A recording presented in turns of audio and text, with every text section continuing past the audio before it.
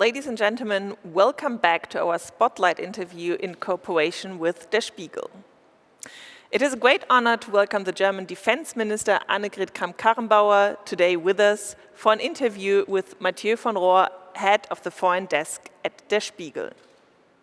Germany and Europe at a crossroads. This is the topic of this year's Spotlight interview, and without much further ado, over to you. Ms. Kramp-Karrenbauer, welcome from me as well. I'm very happy we have the opportunity to meet here in person, although all our viewers will be staying at home during this pandemic. Recently, you were affected by the pandemic. You had to go on quarantine, and as I understood, you indeed had to stay in your little apartment in the Ministry of Defense. How is that like? Of course, it's a limited space you have here at your disposal, but at the moment, there is work. And when we look at the political situation and the defense situation, we are quite busy. And thanks to many digital formats, it is possible to work even though you're quarantined. So there was not much time for me to deal with personal things. There was a lot of work, and so it was a very intensive week, but I really enjoyed my first walk after that time. But of course you're in a confined space if you can't leave your little flat, your little apartment. Well, of course it's a special situation, and if you go through such a situation, you really understand how many other people all over the world feel, what it means also for many Germans, especially for those who have a larger family and have to share a little space. It's quite a burden, and I hope very much that many people will not have to go through this. How does it feel to govern via video, or do you have to make sure you don't get lost, you don't lose contact with the outside world? As far as our ministry is concerned, and as far as the public service in general is concerned, our public administration is in a privileged situation because we can share the work, we can work from home, and we don't have to worry about the job security. This is much different from us when we compare to the free economy, many companies that are closing down. And you get used to the digital formats very quickly. We have made a quantum leap when it comes to the creative use of such format. But still, personal meetings are so much more valuable, and you cannot replace that with digital formats. And so I hope very much that hybrid forms will become more and more possible, and so that Corona will give us the opportunity to get to meet each other in person. For 1.5 years, you have been the Minister of Defense of Germany. For you, it was a major change. You were a very popular Minister-President in the Saarland. Then you became party chairperson of the CDU. You are still, and we're going to talk about that later. But then you took this very difficult department, the difficult Department of Defense, and many of your predecessors were never quite happy being Minister of Defense. How about you? Is there maybe a problem that you always have when you're a Minister of Defense? You have to make sure you have a strong German army, but many Germans are not so much interested in having strong armed forces in Germany. Well, my first answer means that one of the basic missions of the state is to guarantee the safety and security of its citizens inside Germany and also outside. For 7 years, I was Minister of Interior Affairs in the Saarland region after 9/11, and here I worked closely with my colleagues from the other federal states to develop a security architecture after the terror attack. It's fascinating to do that. And so I'm fascinated with this topic, and the Ministry of Defense is a very special ministry. It works especially with many people in the armed forces, and they have a very special relationship with their state. They have sworn to sacrifice their health and their life to guarantee the security of the state, and it's a privilege to be the minister. But of course, it's a specific ministry. As I said, it's a very large ministry. It's a very complicated ministry, maybe more complicated than many other areas of public administration. Every day you might expect a surprise. It will never be boring being the minister, but it's fascinating too. And at the moment, when we look at all the processes that go on internationally, many people are looking to Germany, have expectations vis-à-vis Germany's role, and this is something we are not used to as Germans, and it's quite a challenge. It's not an easy thing to do, but it's a good challenge. Let me come back to the question of the German public perception. This pacifist attitude that is typical for the German society after 1945. Luckily enough, we were very pacifistic, and this has meant that people lost interest in the armed forces. People don't believe so much that we need a strong armed forces, and especially the left-wing spectrum doesn't believe we need such an army. So probably politically, it's a difficult position to be minister. Yes, it is a challenge, looking at the historic lessons of Germany. And there were many reasons why we felt a distance to everything that looked militaristic. We were in a unique historic situation. Over many decades, we were surrounded by friends, and we could live in peace and prosperity. We could develop. We have gone through German reunification without having the feeling of an immediate threat of what was going on around us in Europe and beyond. But now we see a different world. Many conflicts take place near our doorstep, be it migration, be it terrorism. It concerns all of us, also inside the European Union and Germany. And we also see that our partners and friends expect of Germany more than we gave in the past. And communicating that to our population is a major task, but we can succeed in doing that. Last year, we had a debate about maybe conscription being reintroduced.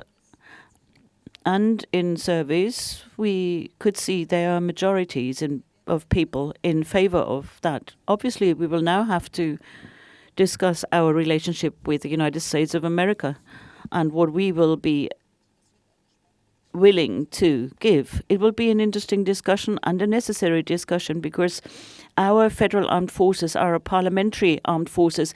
They are based on a decision of the parliament, and so we need the support of our people. Corona gives us the opportunity to look at the armed forces in a new light, but the armed forces are more than just one unit that we use. It also runs risky endeavors, and there could be killings, and our soldiers can get killed too. This is a reality. Every army has the same reality. We are going to speak about that soon, but let me ask you a personal question. When you assumed office, how much did you know about the armed forces? Barack Obama, in his biography, says that his officers had to teach him how to greet. Did you have to learn that as well, those formalities? No. I had no military experience. I, at an early stage, have said I want the armed forces to be open to women too, but I never had the opportunity, for instance, to do some kind of voluntary service in the armed forces. And I don't think you have to have that. There is the primacy of civilian policy, and this is the task of the minister. There is the supreme commander, the general inspector, and I closely work with the general inspector. Had I been through some kind of military training, I would have had to undergo training, but assuming political responsibility is a different position. It's good, of course, to have empathy for the soldiers out there, but in order to have that, you don't have to learn how to greet. You're the second female Minister of Defense after Ursula von der Leyen. Does that have repercussions in the armed forces? I think Ursula von der Leyen has gone through many struggles. She opened the doors for me, so to say. And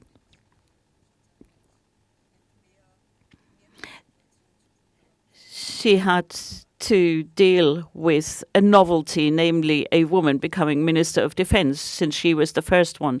For me, it was much easier to get into that office. And as a former Minister of the Interior, I had some experience dealing with people in uniform like the police, and there's some comparable structures there. You come from the Saarland. France is very close to your home region. And now we are witnessing an extraordinary dispute. The French President Emmanuel Macron has attacked you harshly for a statement of yours where we said we should forget about strategic autonomy. Were you amazed to see such opposition, such an angry reaction on the part of Macron? Well, indeed, as a person coming from the Saarland and as the Minister President who had developed a France strategy in Saarland so that people will grow up bilingually, and I have a very close friendship to France. And so for me, it was quite unusual all of a sudden to be at the center of a controversial debate with France. And I think the topic we are discussing here is much more important and goes beyond the scope of a mere personal controversy. At the end of the day, it's about the question of how much European sovereignty do we want? And I think there is a lot of agreement between France and Germany as far as this question is concerned. We also have to ask ourselves, what do we want to use our European sovereignty for? And when we talk about defense, I say we shouldn't use that in order to decouple from the United States and NATO. We should use this European sovereignty to become more independent, self-reliant, and at the same time make sure we're an equal partner and we keep up transatlantic links. And in the past, transatlantic relations were important for our safety, and this will be true for the future as well. Macron also said Miss Merkel doesn't share your opinion. I haven't heard from the Chancellor. She never said that NATO is superfluous. In her first statements regarding the new American president, she once again reaffirmed that we are going and we will invest into the transatlantic relationship, and I agree with her. The Chancellor and you are of the same opinion that Europeans should do more. Several concepts are being developed regarding a European arm. But there is one major difference, at least this is what I feel. And it's interesting to note that Macron says, in contrast to you, we have to get used to being without the US one day. And this probably is an important issue, having seen the development over the last 4 years when Trump was president. Donald Trump oder nochmal Donald. So when Donald Trump is elected once more, and the United States might leave NATO or whatever, and so then you should be prepared, I suppose. So the question is, what about the 4 years ahead with Joe Biden? Is that not the ideal moment to plan such a future? What it might be like without the United States? Well, first of all, it's not unusual that Germany and France also have different strategic views. It depends on our different tradition and history. So France has got a totally different understanding of military and military missions, and also the concept of sovereignty. So it's a force de frappe. They have a force de frappe. So everything we don't have. So we're close neighborhood with the Central and Eastern European countries as well as the Balkans. And they've got a different concept. We always said we are the people who keep together everyone in Europe. So I suppose there are different views. But I think the 2 years, or the 4 years, the past years of the Trump administration should be a wake-up call for us all, because we've seen that the understanding of we've pushed away things like with the burden sharing that played a role already under the Obama administration. We always put it aside, saying, we'll muddle through. There's not going to be any consequence of that. But Trump put that in the middle, in the focus, disruptive, and so that's going to change with Biden a little bit. But I'm the last to say everything's good again, and we're just going to lean back as everything's going to remain the same. No, America is going to change its strategic focus. It's going to focus more on the Indo-Pacific region, and now there's debates in how far American forces in Africa, for instance, they're present in Africa. It's very important also for the Sahel zone. So we as Europeans need to become more able to act on our own. And I believe that the Americans too are very interested in Europe and the transatlantic relationships. They also have this interest that they see implemented in this alliance. So the more we become equal partners, the more the reason also for the Americans to then hold on to this bridge and hold on to this shared interest. And whatever you can say critically about Trump, at the end of the day, the Democratic elections also showed there's still a strong foundation of values that connects us with the Americans, stronger than, for instance, values that connect us with the Chinese side. So this is something that needs to be a yardstick for us. But isn't that exactly that the problem that we have learned? That it's not the consensus across the parties that they stand by the European allies. Isn't that the new development that we should be concerned about? And also that the the Biden presidency. So we see faces that we know, Tony Blinken as the State Secretary and so on, that we need to use this to do a contingency planning for when it might go the other way one day. Well, the administration, that the next 4 years gives us a big opportunity from the American side that the debate, and if you so will, the split that we see in America will continue, in that the reconciliation process will probably be one focal point of the presidency of Joe Biden. That is clear to us, and that we Europeans need to also make our contribution. That we can also approach them in a successful partnership and also offer something in the partnership. And in our very own interests, over the next few years, we need to use this time so that what we can agree multilaterally, we should agree multilaterally. But still, if I may say something about another subject, and that's climate change. So it will depend on our ambition, our own ambition, whether we are going to be a climate neutral continent. And this is the homework we have to do ourselves. And this is true also for the area of defense. And we just have to see that in our abilities, and in Europe, we're not so well set up as we would need to be according to our own ambitions. And the quicker we can do that, and the better we can build something of our own, the more we become an equal partner, and a partner that needs to be taken seriously by the Americans, regardless of how, after Joe Biden, the next president will be. Has Germany needed a Trump that hit the table with his fist. Now, you have to spend more money on the defense, and the same what people said in a more friendly manner before him, but that seemed to have had an effect, right? I'm not quite sure. So I think it's the opposite effect, really. It's that in an administration of President Trump, it was much easier to say, well, that's not the America that we know, and we're going to withdraw, in other words, and we don't want to spend more money for this president. And but, of course, this was an error.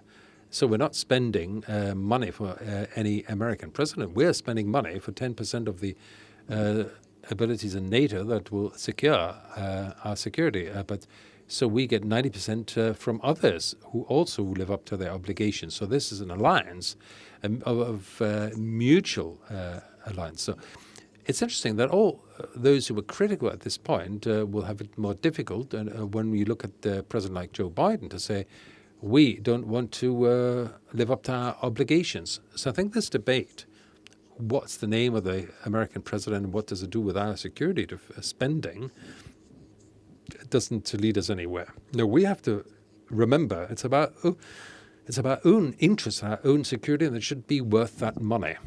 So the last-minute decision of the Trump administration is the faster withdrawal of parts of the American troops from parts of Afghanistan. So how dangerous is this, both for Afghanistan as well as for the Bundeswehr troops on site? Well, on the one hand, and this is good, we've got the confirmation from the White House that this is the withdrawal up to the 15th of January, and they're going to just stay at 2,500 troops that will remain in Afghanistan. That is important for the further planning to know the plans. And in the next few days, when the Americans say who and where they're going to withdraw the troops, what it means for our troops stationed there. And we always said whether we're going to end the mission in Afghanistan is dependent on whether certain conditions are met. And there's peace negotiations going on between the Taliban and the Afghan government on such conditions, and a premature fast withdrawal of American troops, and maybe as a consequence of the NATO troops, would mean that this time that you still need to conduct the difficult negotiations, that you don't have that time anymore. And that will make the question of how sustained is the way we can secure the condition that we've set up in Afghanistan is another point that you need to consider. So I think if you've got orderly processes in Afghanistan, then we're going to be successful. But the Bundeswehr forces are not going to withdraw from Afghanistan prematurely, right? Well, we're going to base our decisions on what the Americans are going to do in concrete terms, because we're in the northern region. There's 15 other states dependent on our forces, and then always in close coordination with the NATO partners, we will coordinate the next steps to take. So you have to look at the short term and ask what's the future of Afghanistan, depending on what might be the result of the negotiations in Afghanistan. So that's a debate we need to do in the NATO in spring. So you hear more often than in past years that Germany has to take more responsibility. And so meanwhile, it's more or less like a mantra where you ask yourself, so what does it mean in concrete terms? And many of the German partners are sometimes in two minds when they see what Germany does. So training missions, support missions, yes, but fighting missions, not really, and then also geopolitical difficult issues like Nord Stream 2, and so it's not military, but it's geopolitical. So the question is, what is Germany's world policy role there? So what, in concrete terms, is Germany doing also, and how concrete can Germany show that it's taken on more responsibility? Well, the question of the more robust missions, also the fighting missions, is the most difficult issue for Germany. And in the Bundestag parliament, I don't see a majority really for robust missions. And that contradicts our tradition to a certain extent, too. On the other hand, we're successful with regard to strengthening the establishment of structure, and in the medium and long term, this is something you need if you want to pacify regions in the long term. But there are also possibilities in between, and we can see that also with the anti-S coalition. And we've got high value assets that we make available, be it like air tanking and also tactical air reconnaissance, where we also delivered data in the fight for against ISIS. So we have to see what we can make available, what we can plan to make available. We're very much in demand also with our ships, be it a Irene mission, or there's also a question about missions in Indo-Pacific, so pure fighting missions, and only training missions in inverted commas. There's a broad range. So there are certain things that we can deliver more and should deliver more than we're doing now. Well, next year, a ship should be sent of the German Navy to the Indo-Pacific region within the German responsibility. Is that the right priority? Would you say the Indo-Pacific region is relatively far away? I mean, it is a very important geopolitical area and arena, but there's more conflicts that are closer to home. So we've got aggressive middle powers in the Mediterranean, for instance, that we should actually look after. So is the priority not rather there? Well, Germany is a global player, and it benefits from the free world trade, and also the freedom of shipping and the free sea routes. So we just had the guidelines of Indo-Pacific that we adopted as a German government, and that, of course, met with a lot of interest in the Indo-Pacific, especially with our value partners. And the value partners do feel that the question of free shipping is coming under pressure, and they're setting certain signs. But they wish that those who actually benefit from the free shipping should also contribute. So that's what we said. It's an important symbol. So it can't be more, but it is an important symbol if, together with other partners, we are present on site and also committed when it's about implementing the weapons embargo, like with North Korea, and to monitor that. And so indeed, we plan next year, probably in the second half of the year, we're going to have, and this is the only way to coordinate the missions also with our Mediterranean missions, and the second half of the year, and preferably with the friends from the UK to be on site. So I want to talk about Turkey. So is there a NATO partner, but in many conflicts that are problematical for Europe, like in Libya, and now in Karabakh, and also in Syria. And yesterday there was a collision because a German Navy vessel wanted to check a Turkish freighter. So do you see Turkey as a partner still? Because geopolitically, it pursues a lot of interests that are contrary to German or European interest. So in order to answer the first question, also with Irene, so it's important just to make clear that the German soldiers behave totally correctly, and this is to be done what is within the European mandate and was required of them within the European mandate of Irene. So that's the debate with there is a debate with the Turkish side. Actually points to one of the fundamental problems of the European mission. But it is very important just to make clear here too. There's no reason for these accusations towards the soldiers of the German Navy vessel. Turkey is still an important partner for us in NATO. And you always have to ask the question the other way around. What would be better also in relationship with Turkey as Turkey is behaving if they weren't a NATO partner, right? So that would make the situation for us, also for the neighboring country, also for the Greek side, it would make it even more difficult. So in the missions where we cooperate with the Turkish soldiers,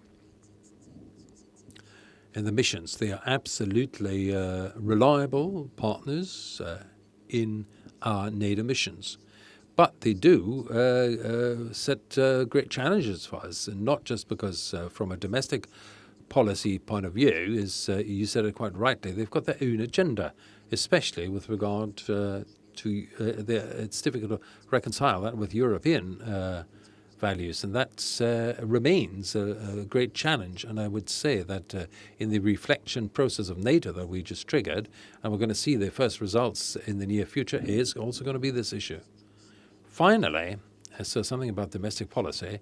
So a non-representative survey in my personal environment has shown that actually nobody really can remember why in February you said you don't want to be the CDU leader any longer. So with this year that was overlaid by the pandemic, do you think you should have just seen it through for longer?